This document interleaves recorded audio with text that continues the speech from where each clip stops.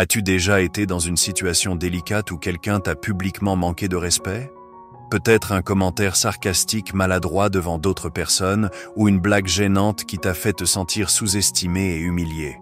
Dans ces moments-là, t'es-tu déjà demandé « Comment devrais-je réagir pour non seulement préserver ma dignité, mais aussi gagner le respect, même de ceux qui ont l'habitude d'ignorer la valeur des autres ?» Ne t'inquiète pas, tu n'es pas seul. Nous avons tous vécu ce genre de situation. Et la chose fascinante, c'est que tu as plus de contrôle que tu ne le penses sur la manière dont tu y réagis. Dans cette vidéo, nous allons explorer des conseils efficaces et des techniques psychologiques inspirées par la sagesse intemporelle de la philosophie stoïcienne. Ces stratégies ne t'aideront pas seulement à gérer ces situations avec calme, elles te permettront aussi d'imposer naturellement le respect autour de toi. Pourquoi te retrouves-tu dans ces situations? Dans la plupart des cas, ce n'est pas parce que les gens te détestent ou ont une rancune personnelle contre toi. Le problème vient souvent d'une forme d'opportunisme. Certaines personnes essaient de se mettre en valeur en rabaissant les autres. Elles pensent qu'en te faisant paraître faible ou mal à l'aise, elles se démarqueront davantage. Ce comportement est fréquent, non seulement dans le milieu professionnel, mais aussi dans les cercles sociaux et même au sein des familles. La philosophie stoïcienne nous enseigne que le respect ne se réclame pas et ne s'impose pas de force. Il dépend plutôt de la manière dont tu te comportes et de la façon dont tu établis des limites claires pour affirmer ta propre valeur. Comme l'a dit Marc Aurèle, tu as le pouvoir sur ton esprit, pas sur les événements extérieurs. Réalise cela et tu trouveras la force. Dans ces moments-là, ton calme et ta confiance sont tes meilleures armes. Mais il ne s'agit pas seulement de gérer les situations désagréables, l'essentiel est de créer un environnement où les autres te respectent naturellement. Cela signifie qu'il faut montrer que tu connais ta valeur et que tu ne te laisses pas ébranler par des remarques mesquines ou des comportements rabaissants. Alors prépare-toi à découvrir comment appliquer la philosophie stoïcienne dans la vie de tous les jours. Ces stratégies simples mais puissantes t'aideront à t'affirmer dans n'importe quelle situation. Et souviens-toi, le respect ne se gagne pas par des réponses agressives, mais par la manière dont tu gardes ton sang-froid et ton contrôle en toutes circonstances. Premier conseil, l'importance des premières impressions. Les premières impressions comptent énormément, elles sont la base de la manière dont les autres te perçoivent. Et ce qui est intéressant, c'est que cela dépend moins de ce que tu dis que de la manière dont tu te présentes. Imagine cette scène. Tu es à un événement de réseautage important. Quelqu'un entre dans la pièce, balaye la foule du regard et se dirige vers toi. Il tend la main pour te saluer. Mais au lieu de te lever, tu restes assis, jetant à peine un coup d'œil à sa main avant de la serrer. Le résultat? Sans même t'en rendre compte, tu viens d'envoyer un signal de désintérêt et de manque de confiance. Cette interaction a perdu de son impact et la perception qu'on a de toi s'en trouve déjà influencée. Des gestes apparemment insignifiants comme celui-ci ont un immense impact sur la manière dont les autres te perçoivent. Les stoïciens l'avaient bien compris. Des gestes simples comme se lever et maintenir un contact visuel ne sont pas juste des règles de politesse. Ce sont des démonstrations puissantes de confiance et de conscience de soi. Un exemple réel. Je me souviens d'un séminaire professionnel où l'objectif principal était le réseautage. Parmi les participants, une personne s'est particulièrement démarquée. Qu'il s'agisse de saluer un cadre supérieur ou de remercier un serveur pour lui avoir servi du café, il se levait toujours, regardait son interlocuteur dans les yeux et s'engageait pleinement dans l'échange. Rien de forcé, rien d'exagéré, mais son attitude imposait naturellement le respect. Non pas parce qu'il disait quelque chose d'exceptionnel, mais parce qu'il dégageait une présence forte et sincère dans chaque interaction. À l'inverse, j'ai remarqué un autre participant qui restait assis à chaque salutation. Il ne voulait pas donner une mauvaise impression, c'était juste une habitude. Pourtant, cette petite action créait inconsciemment une barrière entre lui et les autres. Les gens le prenaient moins au sérieux, même s'il était aussi compétent que n'importe qui d'autre dans la salle. Ce que cela signifie pour toi, se lever pour saluer quelqu'un n'est pas qu'une simple marque de politesse. C'est une manière subtile mais puissante d'affirmer ta valeur et celle des autres. Et c'est là qu'intervient la philosophie stoïcienne. Les stoïciens ne perdaient pas de temps à s'inquiéter des choses qu'ils ne pouvaient pas contrôler. Ils maximisaient ce qu'ils pouvaient influencer, leur comportement, leur attitude et la façon dont ils projetaient leurs propres valeurs à travers de petites actions significatives. Si tu veux appliquer cette leçon dans ta vie, commence par tes rencontres de tous les jours. Que ce soit au bureau, dans un café ou même lors d'une réunion en ligne, assure-toi d'être pleinement présent. Lève-toi quand tu salues quelqu'un. Maintiens un contact visuel. Projette une confiance naturelle à travers ton langage corporel. Ces gestes simples ne feront pas seulement que les autres te respectent davantage, ils renforceront aussi ton propre sentiment de valeur. Conclusion, la philosophie stoïcienne en action. Les premières impressions ne reposent pas seulement sur l'apparence. Elles sont le reflet de ta confiance en toi, de ton respect envers les autres et de ton propre respect pour toi-même. C'est cela que la philosophie stoïcienne nous enseigne. Vise avec intention, prête attention aux petits détails et laisse tes actions définir qui tu es. Alors, la prochaine fois que tu rencontreras quelqu'un, lève-toi, regarde-le dans les yeux et laisse ton attitude parler pour toi. Deuxième conseil. Que faire si quelqu'un t'interrompt en public? Quand quelqu'un t'interrompt en pleine conversation, surtout en public, cela peut être très frustrant.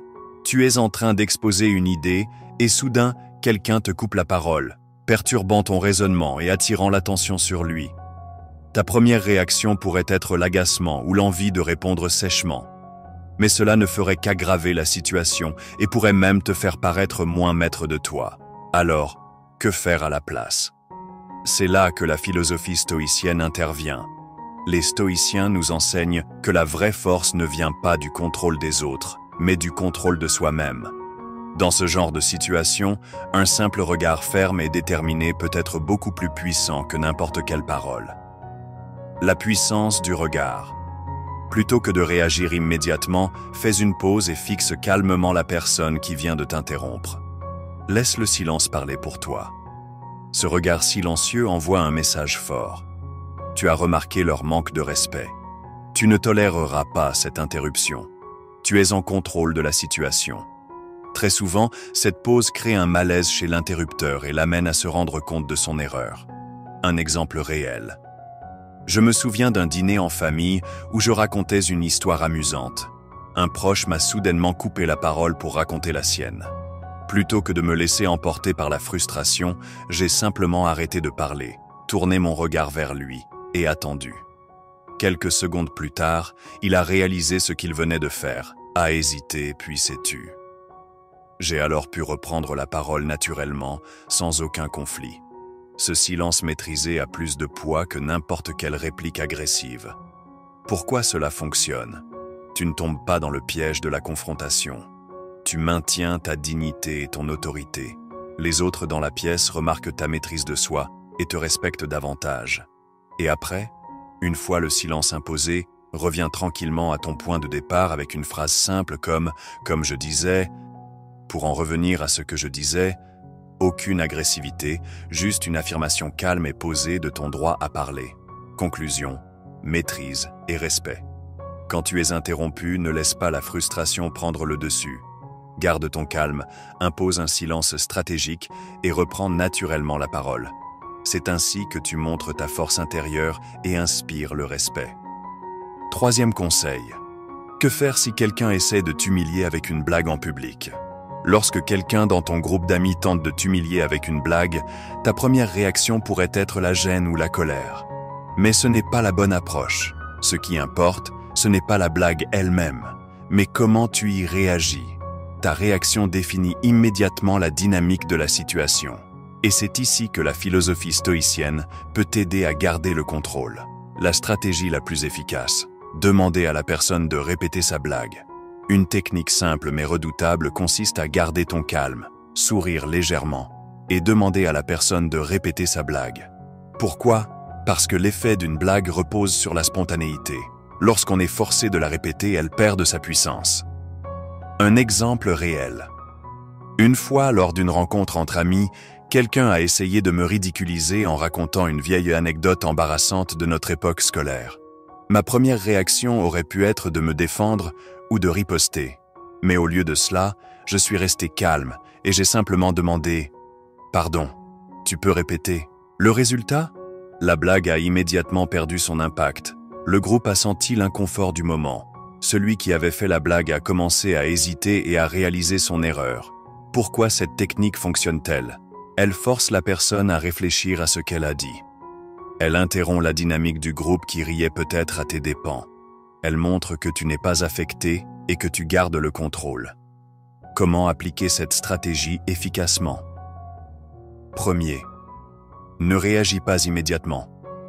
Respire calmement et prends une seconde avant de répondre. Deuxième, garde un ton neutre et détendu. Ne montre aucune irritation. Troisième, pose la question de manière naturelle. Évite le ton agressif ou ironique. Quatrième, observe le malaise s'installer et laisse la situation se retourner en ta faveur. Conclusion, rester maître de soi, c'est imposer le respect. Les stoïciens enseignaient que nous ne devons pas laisser les provocations extérieures affecter notre paix intérieure.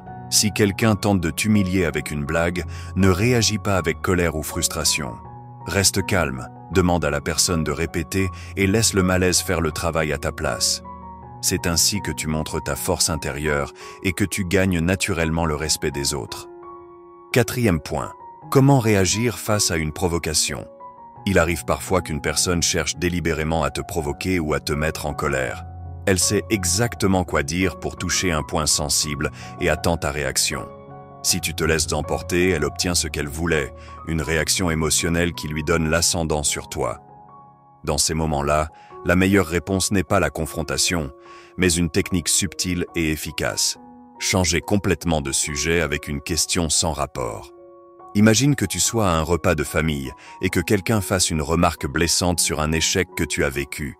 Tout le monde se tait, attendant de voir comment tu vas réagir. Plutôt que de répondre directement ou de chercher à te justifier, tu prends une légère pause, restes calme et dis « Au fait, quelqu'un connaît une bonne boulangerie dans le coin. Je voulais acheter quelque chose pour la prochaine réunion. » Ce simple changement de sujet a plusieurs effets. Il désarme immédiatement la personne qui cherchait à te provoquer. L'attention du groupe se détourne de la provocation pour se porter sur la nouvelle conversation. Tu montres que tu ne te laisses pas atteindre par les attaques et que tu contrôles la situation. Cette technique fonctionne parce qu'elle brise le schéma habituel des confrontations. L'autre s'attend à une réaction défensive ou à une dispute, mais en refusant de jouer le jeu, tu lui enlèves son pouvoir. Les stoïciens enseignaient que nous ne pouvons pas contrôler ce que les autres disent ou font, mais nous avons un contrôle total sur notre propre réaction.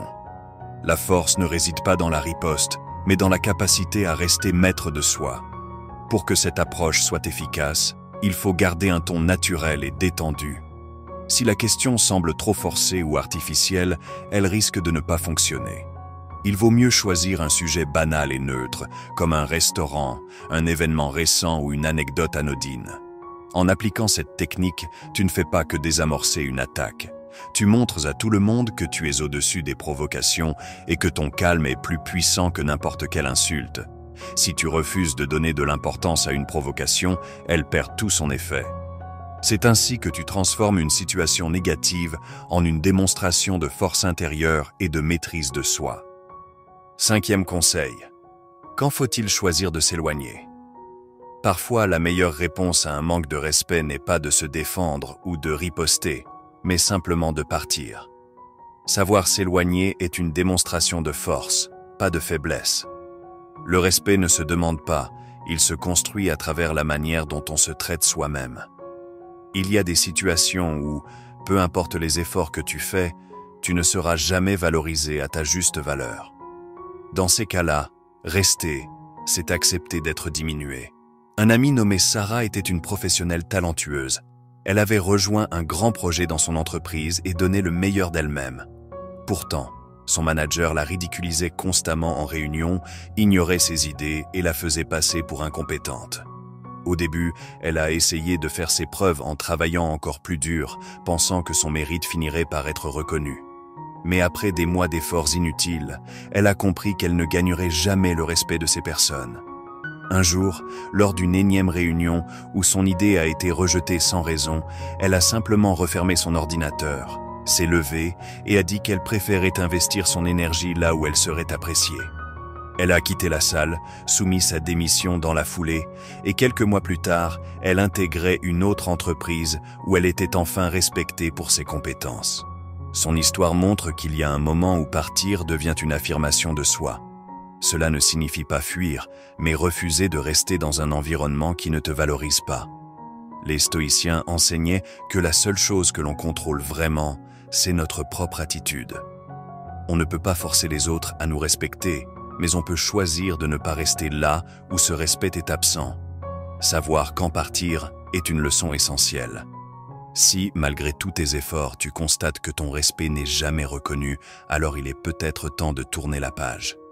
Être absent et respecté vaut mieux qu'être présent et constamment rabaissé. Conclusion. Imposer le respect par son attitude. Le respect ne se gagne pas par des réactions impulsives, mais par la maîtrise de soi. Il se construit à travers de petits gestes quotidiens qui montrent aux autres que tu es une personne de valeur. Voici ce qu'il faut retenir. Affirme-toi dès la première impression. Ton langage corporel en dit plus que tes mots. Garde le contrôle face aux interruptions. Un simple regard suffit souvent à remettre quelqu'un à sa place. Ne laisse pas l'humiliation t'atteindre. Demande à la personne de répéter sa blague et observe comment la dynamique change. Évite les confrontations inutiles. Répondre à une provocation par un changement de sujet brise l'élan de celui qui cherche à t'attaquer. Pars quand c'est nécessaire. Rester dans un environnement toxique ne fait que t'affaiblir. Chaque situation difficile est une opportunité de prouver ta force intérieure. Le respect vient naturellement quand tu apprends à garder ton calme, à affirmer ta valeur et à ne pas te laisser atteindre par ce qui est hors de ton contrôle. Un dernier mot. J'aimerais entendre ton avis. Partage en commentaire une expérience où tu as su imposer le respect sans confrontation. Si tu ne sais pas quoi écrire, mets simplement « Je peux le faire ». Ton engagement aide cette communauté à grandir et à progresser sur le chemin du développement personnel. D'autres vidéos sont disponibles pour approfondir ces concepts. Continue d'apprendre et de progresser, et on se retrouve dans la prochaine vidéo.